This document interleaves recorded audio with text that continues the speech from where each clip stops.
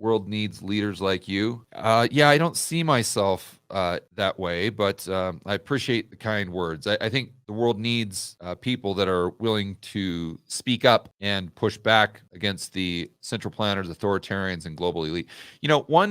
I mentioned this in my presentation at Rebel Capitalist Live, but I really haven't talked about it too much on videos. And I need to start, I need to change that. I need to start talking about this a lot more. And I need to make this kind of a theme of the videos. The good news about this whole thing is it's very easy for us to win. Or I should say it's very simple. It might not be easy, but it's very simple. If you think about it, all we have to do to win is just say no. That's it. Just say no. Like, think about that. You go back to the lockdowns in 2020. If enough people just came together and just said no, we win. There are no lockdowns. They say, oh, you got to stay in a cage.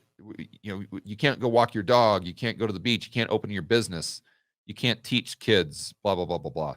If everyone just stood up, not even everyone, if like 10% of the population just stood up and said, yeah, no, I'm not doing that, we win. There's nothing they can do. I don't care if they have all the weapons. I don't care if they have all the guns, the money, the power. It doesn't matter. Another example, way back in 2021, this was when they were really doing the whole mask Nazi thing on the planes. Josh, most of you know who he is, my research assistant. We had the mastermind group that I have with Kenny McElroy and Jason Hartman. We were meeting in Naples, and Josh was flying down from Atlanta. And there were, he said, maybe 10 or 12 people on the flight. And keep in mind, a flight, what's going to have 120 people or so? So there's about 10% of the plane that once they got up in the air, they just said, yeah, that mask thing, no. And what happened? They just took off the mask. They said, no, we're not doing that. And the cocktail girls or whatever, they just said, they went up and told the pilot, and like, nothing we can do.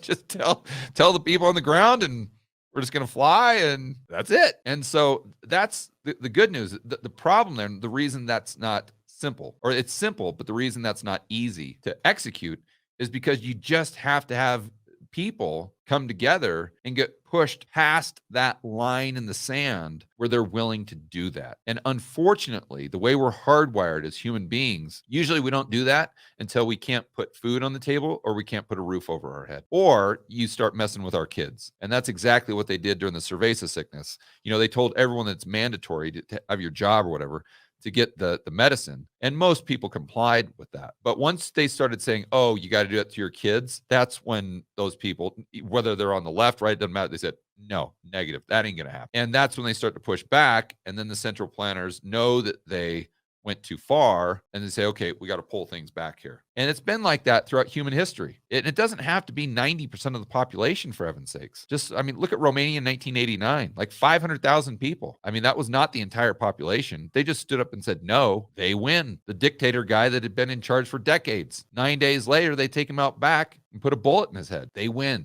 All they didn't have any guns. They didn't have any money. They didn't have any power. Zero. All they had to do is come together and just say no.